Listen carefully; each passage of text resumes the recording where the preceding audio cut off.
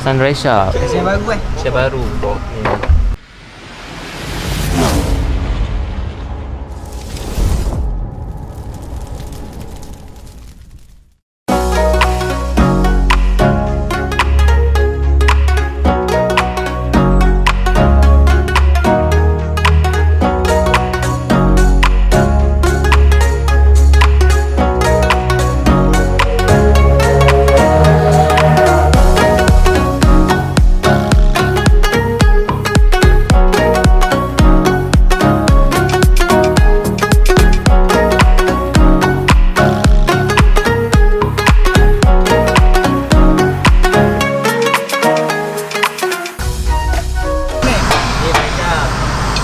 batang ni daripada gearbox transfer ke roda. Baru dipanggil Driveshaft.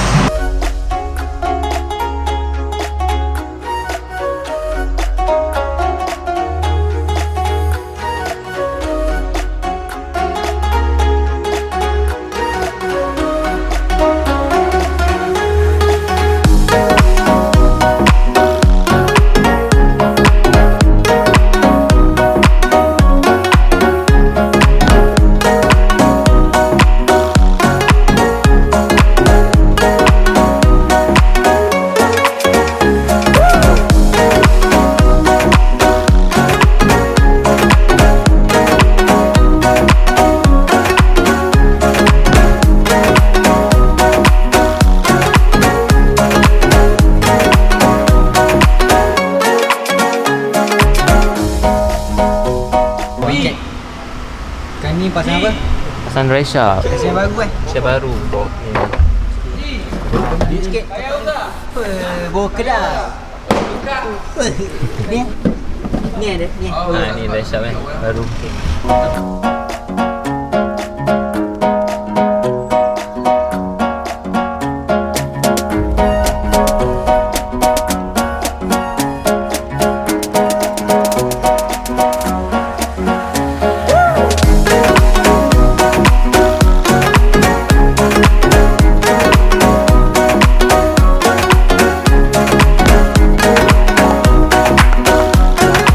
Macam mana bang?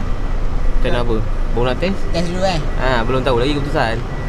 Betul baru tahu lah. Ha. Alright.